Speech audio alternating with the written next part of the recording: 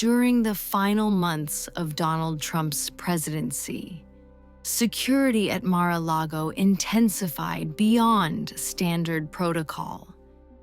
The public didn't know, but the Secret Service wasn't just concerned with protesters or foreign threats.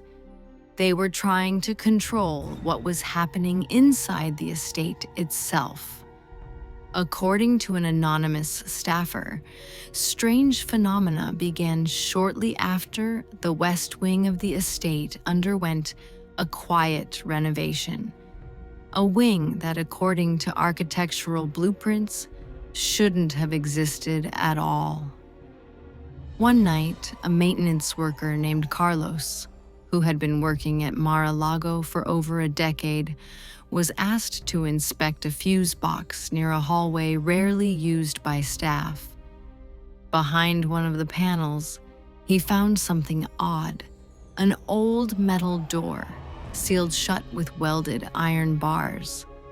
There were no handles, just a government-issue keypad. The door wasn't in any blueprint or renovation plan. When Carlos asked about it, he was warned by security. "It's not your concern. Stay out of the West Wing. Orders from the top." He didn't ask again, but weeks later, rumors began to spread among the cleaning staff. Whispers of strange sounds at night, humming, chanting. Even what some described as a child crying in a room that didn't exist. One early morning, Trump allegedly summoned his chief of security in a panic. He claimed he had heard footsteps in his private quarters around 3:33 a.m., someone walking on carpet that didn't exist. He said the lights in his room flickered on and off, and when he got up to investigate, he swore he saw his own reflection in the hallway mirror. But it was smiling, and he wasn't. Trump ordered that all mirrors in the private West Wing be removed the next day. Secret Service agents later confirmed that surveillance footage from that exact night was missing, wiped clean, without explanation. The internal IT team couldn't recover it. A retired archivist who had access to presidential records claimed he had once seen a classified envelope labeled Mar-a-Lago Interior Access Protocol, Level 7. It referenced an area called Lower Room 03B, a term not recognized in any official building plans. That same archivist reportedly died of a heart attack just 1 week after leaking this detail in a private message board post. The post was taken down within minutes. Some believe that the room below Mar-a-Lago is not a vault, but a containment space, not to keep people out, but to keep something sealed inside. Rumors claim that the estate was built over a 19th century asylum where several patients were buried alive after a fire in 1891. Their records were lost in the transition of land ownership. Whether Trump knew about this history is unknown, but some former aides say he refused to sleep alone for his last 6 months in office, insisting a Marine be stationed just outside his bedroom door, in case she comes back. He never explained who she was. After Trump's presidency ended, he spent less and less time at Mar-a-Lago, despite having renovated it as his full-time residence. Aides claimed he would rather travel than deal with the weird stuff in that place.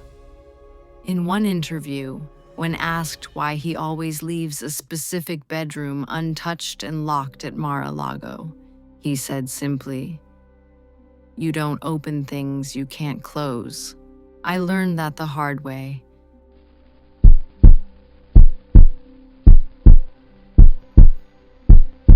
In early 2020, during the height of national tension, Donald Trump was temporarily moved to a secure location under Cheyenne Mountain, Colorado, a classified military installation built to withstand nuclear war.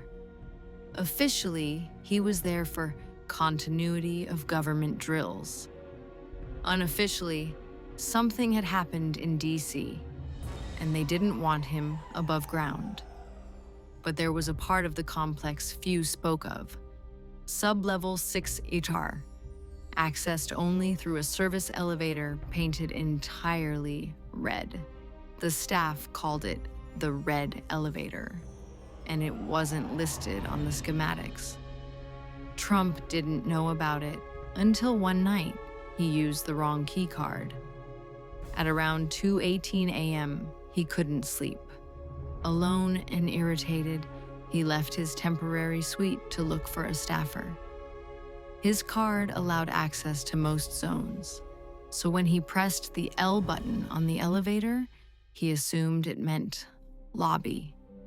But instead, the elevator shook, dimmed, and began descending past level 5 into a part of the mountain no one had told him about.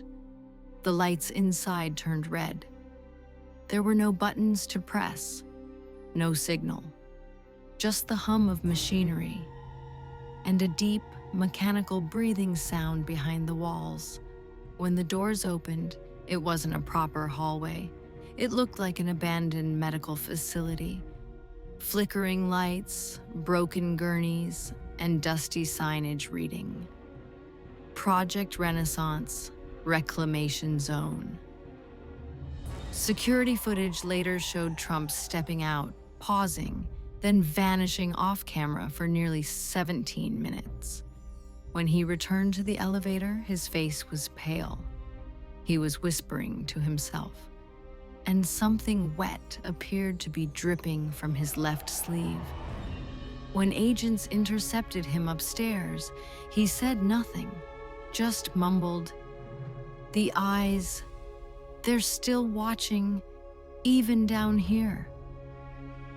An ex-military researcher leaked that Project Renaissance was a mind interface experiment conducted in the 1970s, an attempt to turn soldiers into surveillance receivers using advanced neural implants and sensory deprivation.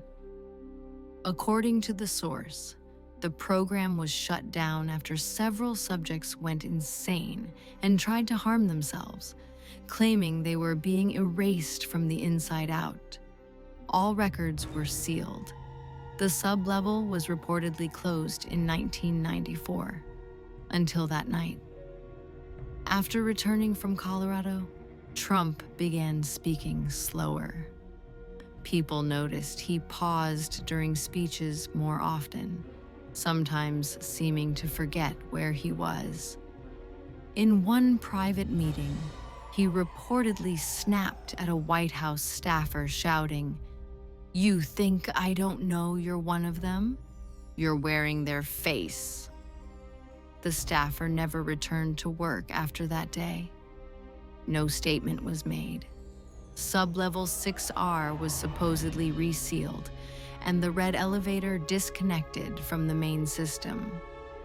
But a guard stationed near that wing told an anonymous podcast, "Sometimes we still hear it moving, even when no one's called it. Doors open, no one inside, and the floor smells like blood." Trump has never spoken about what happened during his time beneath the mountain, but those who were there claim he came back with something in his eyes, something watching through him.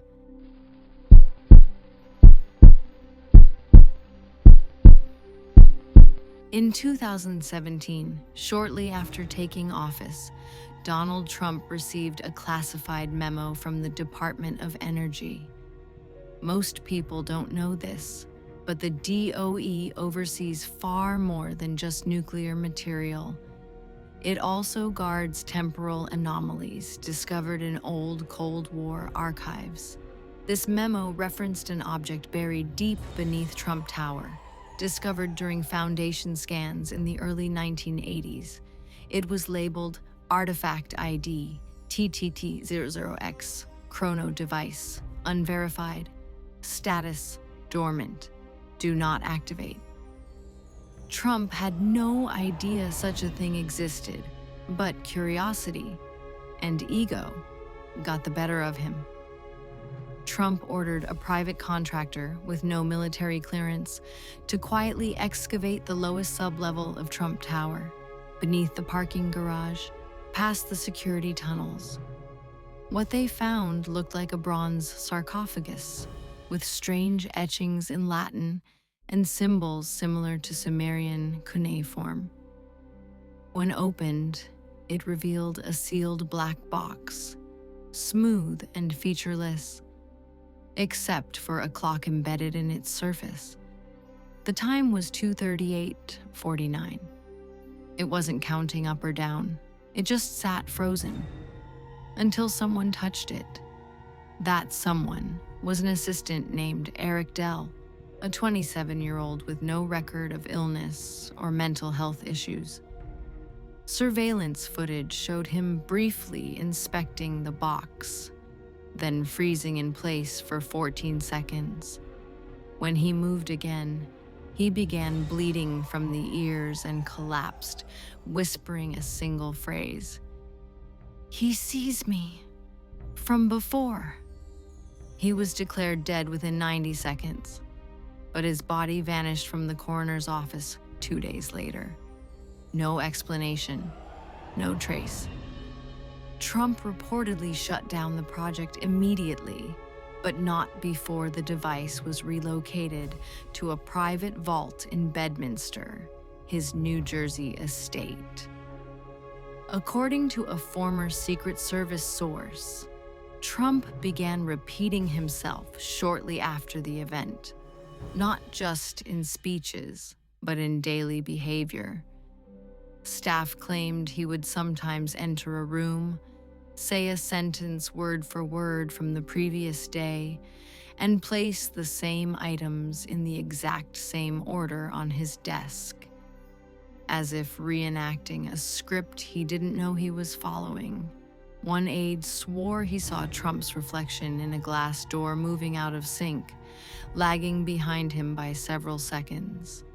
The reflection smiled, but Trump didn't. In late 2018, 2 unmarked military SUVs arrived at Trump Tower and stayed for 9 hours. What they took wasn't disclosed, but afterward, the lowest floors were sealed, and all digital records from sub-level D were wiped from the building's archives.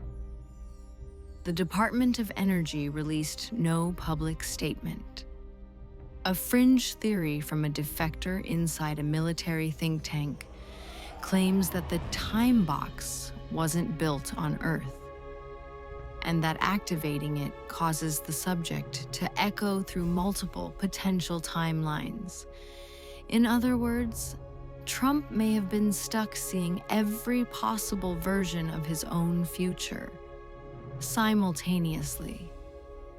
Some claim he grew increasingly paranoid near the end of his term, not out of fear of losing power, but because he'd already seen how it ended. Every version, every timeline, and none of them ended well.